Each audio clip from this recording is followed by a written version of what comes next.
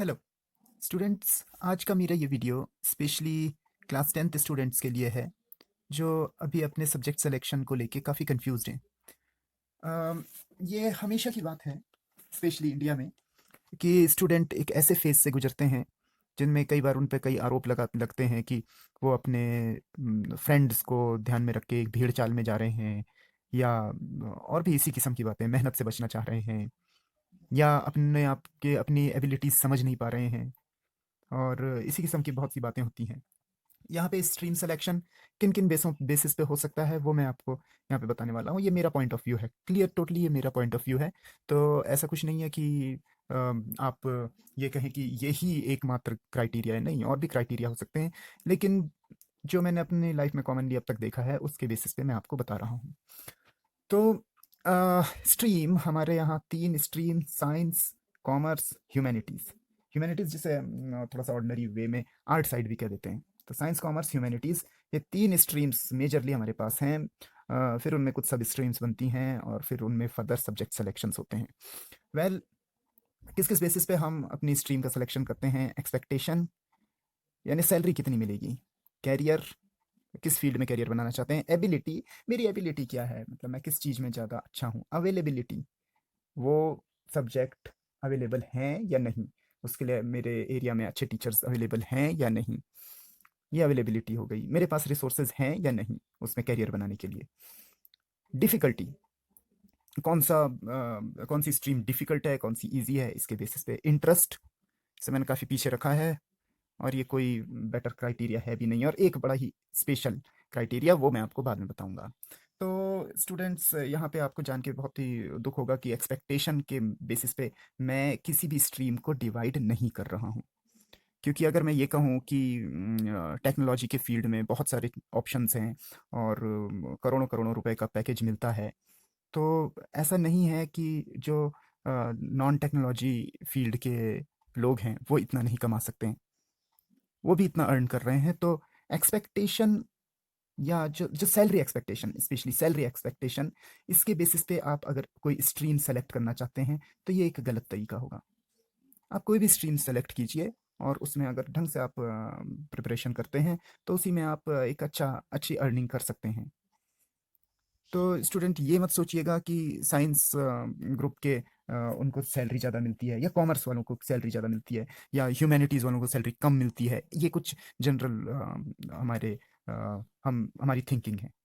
Career में mostly India के context में कह रहा हूँ, medical, technology, corporate, hotel, defence. Defence में मैं सबको अपने आर्म फोर्सेस, पुलिस, और जितने भी और भी हमारी फोर्सेस हैं सबको इंक्लूड कर रहा हूँ। और सिविल सर्विसेज, इसमें मैं सब जो हमारे आईएएस, पीसीएस और इवन जो एसएससी है वो सबको इंक्लूड कर रहा हूँ। तो वेल, हाँ, एक और इम्पॉर्टेंट है bank, bank and insurance sector. तो कई स्टूडेंट्स ये कहते हैं कि क्योंकि हमें बैंकिंग के फील्ड में जाना है इसलिए हमें कॉमर्स लेनी है। तो स्टूडेंट्स, मैं यहाँ पे बता दूं कि कोई ज़रूरी नहीं है। आप साइंस स्ट्रीम से आगे पढ़ने के बाद भी बैंक सेक्टर में जा सकते हैं, और इनफैक्ट उसका उल्टा भी बोल सकता हूँ कि आप कॉमर्स से करने के बाद भी हो सकता है बैंक में ना जा सकें। तो दोनों चीज़ें पॉसिबल हैं। तो बैंक के लिए अलग से प्रिपरेशन होती है, उसके लिए आपको अपनी हायर स्टडी करनी पड़ेगी, तब आप बैंक पीओ वगैरह के लिए अप्लाई करेंगे। ओके। तो मेडिकल में जाने के लिए क्लियरली आपके पास बायो सब्जेक्ट होना चाहिए। टेक्नोलॉजी के फील्ड में जाहिर सी बात है आपके पास मैथ्स होनी चाहिए। हाँ, एक चीज़ और है, इसमें कंप्यूटर के फील्ड का स्टूडेंट भी जा सकता है, और कंप्यूटर के लिए कोई ज़रूरी नहीं है आपके पास मैथ्स होनी चाहिए। बायो स्टूडेंट भी कंप्यूटर ऑप्ट कर सकते हैं, आगे बीसीए या बीएससी आईटी कर सकते हैं। उन्हें साथ में एडिशनली एक मैथ्स का पेपर एडिशनली देना पड़ता है। तो इवन कॉमर्स वाले भी आगे बीसीए एमसीए कर सकते हैं। तो ये कोई बहुत बड़ी बात नहीं है। आप टेक्नोलॉजी के फील्ड में ऐसा नहीं कि इंजीनियर बन जाएंगे, लेकिन कंप्यूटर और इसके इस तरीके से जा सकते हैं। कॉरपोरेट सेक्टर, आप इंजीनियरिंग करके भी जा सकते हैं कॉर्पोरेट सेक्टर में। आप अच्छा, एक और हम कह सकते हैं लॉ, लेकिन क्योंकि इसे अभी इंक्लूड करने की ज़रूरत नहीं है, ये तो आपका 12th के बाद ही होगा।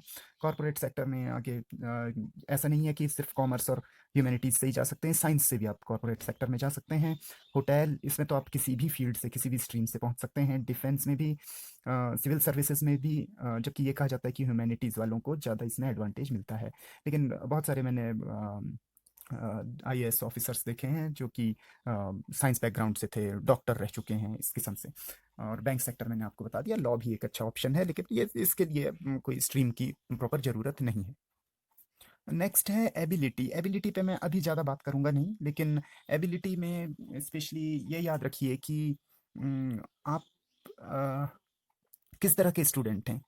यानी कि आप कितना ज़्यादा एनालिटिकल सोच सकते हैं, या कितना ज़्यादा प्रेजेंटेशंस वगैरह में आप कंट्रीब्यूट कर सकते हैं, या कितना अच्छा आपके पास एक शब्द संग्रह होता है कि जिसके बेसिस पे आप कुछ अपने कुछ क्रिएटिव राइटिंग कर सकते हैं। तो इस तरीके से आपकी कुछ एबिलिटीज़ होती हैं।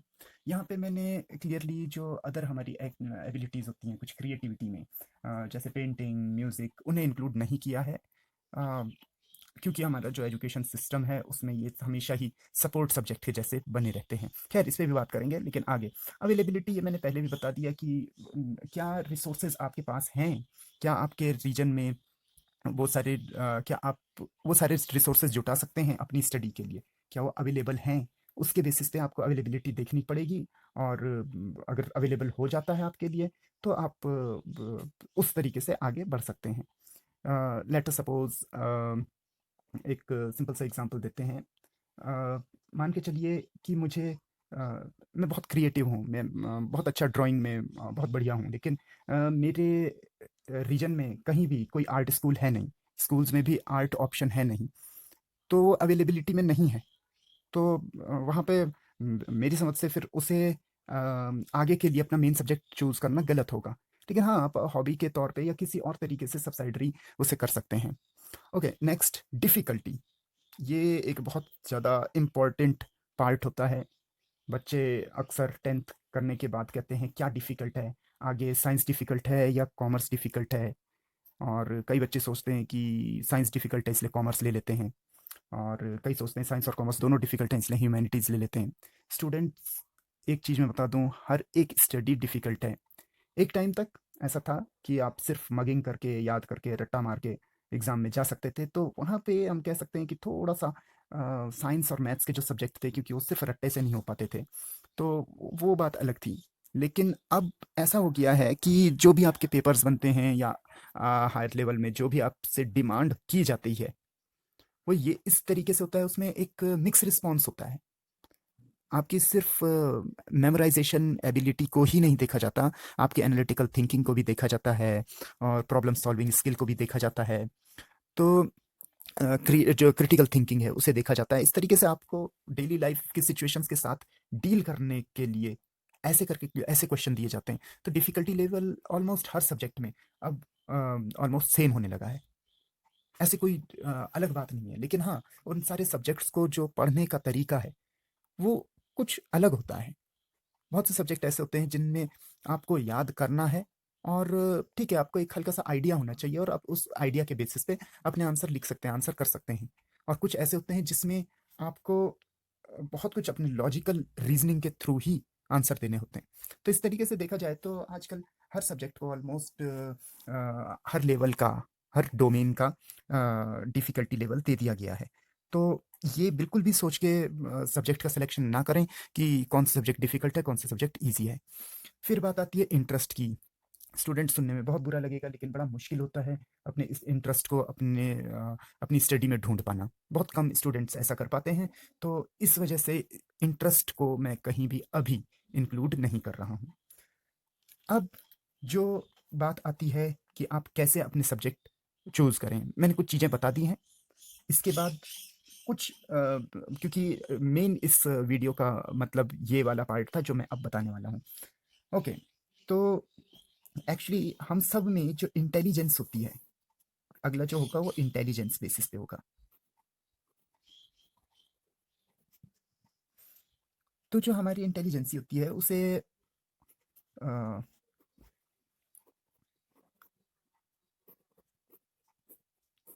9 पार्ट्स में डिवाइड किया गया है। पहला, नेचुरलिस्ट।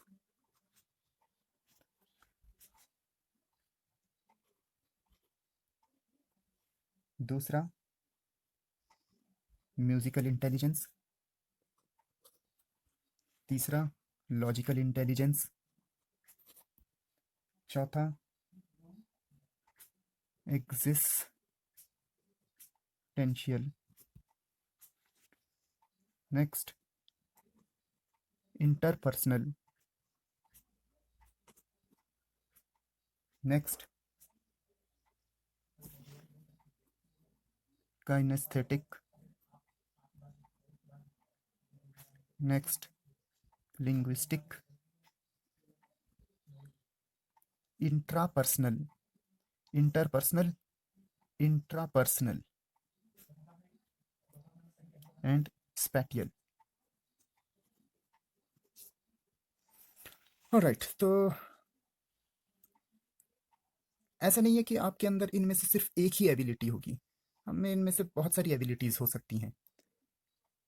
नेचुरलिस्ट, जो नेचर को ज़्यादा क्लोजली ऑब्जर्व करते हैं, प्लांट्स को, एनिमल्स को और नेचुरल इवेंट्स को। तो इस किस्म के, अगर आपके अंदर ऐसी ईगरनेस है तो आप एक बड़े अच्छे बायोलॉजिस्ट बन सकते हैं, इन्वायरमेंटलिस्ट बन सकते हैं, जियोग्राफी में आप बहुत अच्छा कंट्रीब्यूशन दे सकते हैं। ये आपके कुछ ऐसे सब्जेक्ट, तो ये आपके इंटरेस्ट के फील्ड हो सकते हैं। म्यूज़िकल, म्यूज़िकल में हमारे पास सिंपली म्यूज़िक से रिलेटेड जो साउंड और म्यूज़िक को ऑब्जर्व कर सकते हैं, जिनके अंदर ये ज़्यादा अच्छी एबिलिटी होती है, तो उनके अंदर म्यूज़िकल इंटेलिजेंस होती है। इसके बारे में ज़्यादा कुछ डिस्कस करने की ज़रूरत नहीं है, नाम से ही पता चल रहा है। लॉजिकल, लॉजिकल जो रीजनिंग के थ्रू, हर चीज़ की रीजनिंग के थ्रू उन्हें जानने की कोशिश करते हैं, जिनके अंदर काफ़ी एक टेक्निकल ब्रेन होता है, वो लॉजिकल, लॉजिकल इंटेलिजेंस है। तो ज़्यादातर ये जो हमारा टेक्नोलॉजिकल, साइंटिफिक और इंजीनियरिंग फील्ड लॉजिकल में आते हैं। और यही नहीं, जो ऑलमोस्ट जितनी स्टडीज़ को हम रिसर्च बेसिस पे देखते हैं, वो सब फिर लॉजिकल फील्ड में ही आता है। एग्जिस्टेंशियल, ये थोड़ा सा अलग हो गया, ये थोड़ा आध्यात्म की तरफ ले जाने वाली चीज़ है। लेकिन खैर यहाँ पे मैं ये नहीं कहूँगा, क्योंकि ऐसा कोई हमारे पास सब्जेक्ट है नहीं। लेकिन आध्यात्म की तरफ तो नहीं, लेकिन फिर समाज शास्त्र और एंथ्रोपोलॉजी, कुछ ऐसे सब्जेक्ट आ जाते हैं जो ये एग्जिस्टेंशियल को कोरिलेट करेगा। इंटरपर्सनल, इंटरपर्सनल कुछ ऐसा हुआ कि आप में से कुछ लोग होंगे जो बहुत ज़्यादा एक्सट्रोवर्ट होंगे, लोगों से मिलना जुलना बहुत पसंद होता होगा और बहुत इजीली फ्रेंडशिप कर लेते होंगे, तो ये इंटरपर्सनल लोग हुए। तो इंटरपर्सनल अगर आपके अंदर इंटेलिजेंस है, यानी कि इजीली फ्रेंड्स बना लेना, इजीली मिलना जुलना, तो आप बहुत ज़्यादा बेटर होगा कि आप एक बड़े अच्छे रिप्रेजेंटेटिव बन सकते हो, और मार्केटिंग बिजनेस इस फील्ड के लिए बेस्ट हो सकते हो। नेक्स्ट, काइनेस्थेटिक, ये एक्चुअली फिजिकल से रिलेटेड है। तो ऐसी इंटेलिजेंस आपके अंदर है, यानी कि फिजिकली आप चीज़ों को ढंग से समझ लेते हो और स्पोर्ट्स एक्सरसाइजेज वगैरह कर सकते हो। तो आप स्पोर्ट्स में और योगा, एरोबिक्स ऐसे फील्ड में, डांस ऐसे फील्ड में आप अपना करियर बना सकते हो। लिंग्विस्टिक, वर्ड्स वर्ड्स का कलेक्शन होना, भाषा पे पकड़ होना, ये लिंग्विस्टिक हुआ। वैसे डिफरेंट लैंग्वेजेस की स्टडी करने वाले को कहेंगे लिंग्विस्टिक, लेकिन ठीक है, इतनी ज़्यादा भाषाओं का तो कोई नॉलेज रखता है नहीं, बट एटलीस्ट अगर आप कुछ जैसे कुछ भाषाओं का ज्ञान रखते हो, हिंदी हो गई, इंग्लिश हो गई, फ्रेंच हो गई, जर्मन हो गई, तो ये हो गए, इन्हें हम लिंग्विस्टिक कहेंगे। कुछ लोग होते हैं जिनमें इसका इंटेलिजेंस होता है, तो थोड़ा पोएटिक टच होता है उनके पास, एक साहित्यिक भाषा जिसे हम कहते हैं, उसमें उनकी कमांड होती है। तो अगर आपके अंदर ये एबिलिटी है, तो आप लिटरेचर के फील्ड में अपना, लिटरेचर ही नहीं, आप एक इंटरप्रेटर की तरह से, जिसे हम ट्रांसलेटर कह सकते हैं, ऐसे भी अपना काम कर सकते हो और अच्छी आपकी अर्निंग हो सकती है फ्यूचर में। तो ये भी एक फील्ड है। और इंट्रापर्सनल, इंट्रापर्सनल ये हो गया। इंटरपर्सनल तो था कि आप आप ऐसे खुले व्यक्तित्व के इंसान हैं जो दूसरों के साथ घुल मिल सकते हैं। इंट्रापर्सनल होता है कि जो दूसरे की फीलिंग्स को समझ पाता है। तो अगर आपके अंदर ये एबिलिटी है दूसरे के मन की बातों को जानना और दूसरे के दुख को खुशी को शेयर कर पाने की एबिलिटी अगर आप रखते हैं तो आप आगे चल के एक अच्छे काउंसलर बन सकते हैं, साइकेट्रिस्ट बन सकते हैं। तो इस तरीके से आप सब्जेक्ट अपने सेलेक्ट कर सकते हैं। सोशियोलॉजी हो गया, एंथ्रोपोलॉजी हो गया, साइकोलॉजी हो गया। तो इस फील्ड में आप अपने और भी आगे चल के हायर स्टडी में सोशल वर्क ऐसे फील्ड्स में कहीं जा सकते हो। स्पैटियल ये एक्चुअली जो हमारा पॉइंट ऑफ व्यू होता है, नज़रिया, उसके बेसिस पे उसकी एबिलिटी होती हैं। जैसे आप 2D 3D फिगर्स को कैसे देखते हैं, क्या आप उन्हें ड्रॉ कर सकते हैं, उनकी बारीकियों को समझ सकते हैं। अगर आपके अंदर ऐसा इंटेलिजेंस है तो आप बहुत ही अच्छे आप आर्ट्स में अपना करियर बना सकते हैं। आर्ट्स आज के समय में उतना आई मीन पेंटिंग या स्कल्पचर इसके अलावा भी दू और भी आगे हो सकता है। जैसे architecture, interior designer, fashion designer और भी यहाँ तक कि अब तो साइंस एंड टेक्नोलॉजी में भी हमारे जो डिवाइसेस होते हैं, जो हमारे रिसर्च सेंटर्स होते हैं, उन्हें किस तरीके से अरेंज करना है, कोई डिवाइस है वो किस तरीके से अरेंज होगा, वो भी स्पेटियल जो इंटेलिजेंस है इसके बेसिस पे किया जाता है। तो ये कुछ पॉइंट्स हैं जिनके बेसिस पे आप अपने आप को समझ सकते हैं कि हाँ मेरे अंदर ये कैपेबिलिटी है तो मुझे इस फील्ड में जाना चाहिए। स्टूडेंट, रिमेंबर वन थिंग, ये आप लोगों की एज 15 या 16 साल होती है जिस समय आपको अपना कैरियर चूज़ करना पड़ता है। और बाहर से बहुत अननेसेसरी प्रेशर्स भी होते हैं। और सबसे मेन प्रॉब्लम होती है ये सुनने के लिए मिलता है कि इस सब्जेक्ट के साथ करोगे क्या, सैलरी कितनी मिलेगी। रिमेंबर, जो भी आप कैरियर चूज़ करते हो, जो भी आप सब्जेक्ट चूज़ करते हो, उन्हें आपको ढंग से पढ़ना पड़ेगा, उन्हें आपको डीपली पढ़ना पड़ेगा। जब तक आप मेहनत नहीं करोगे, आप डीपली नहीं पढ़ोगे, आप उसे सीरियसली नहीं पढ़ोगे, तब तक चाहे आप जो समाज में चल रहा है कि अच्छा सब्जेक्ट, चाहे वो आप साइंस का है, चाहे कॉमर्स का है, चाहे ह्यूमैनिटीज़ का है, जो अच्छे सब्जेक्ट हैं वो लेके भी आप कुछ नहीं कर सकोगे।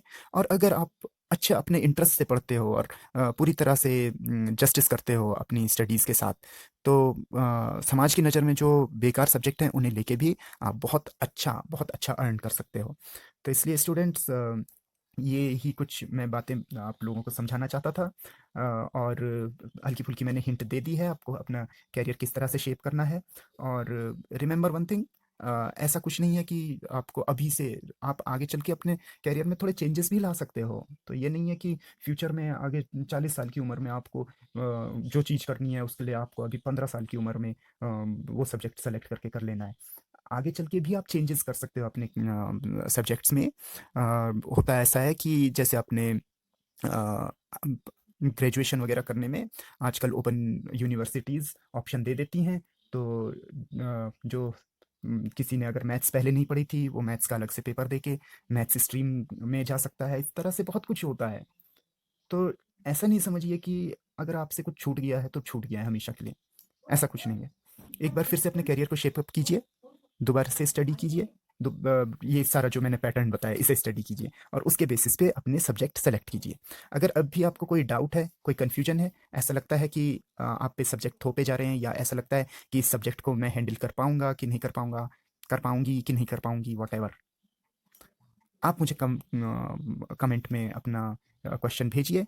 और देखिए, मैं कोई कैरियर काउंसलर तो हूँ नहीं, लेकिन बहुत सारे स्टूडेंट्स को मैं इस समय एक बहुत ही बुरे फेज से गुजरते हुए देखता हूँ। मेरा यही मानना है कि आप जो भी कीजिए, अभी जल्दबाजी में कोई फैसला मत लीजिए। ठंडे दिमाग से सोचिए, कुछ दिन सोचिए और उसके बाद एक प्रॉपर सब्जेक्ट सिलेक्शन करके आप अपनी 11th की स्टडी स्टार्ट कीजिए। All the best, bye bye.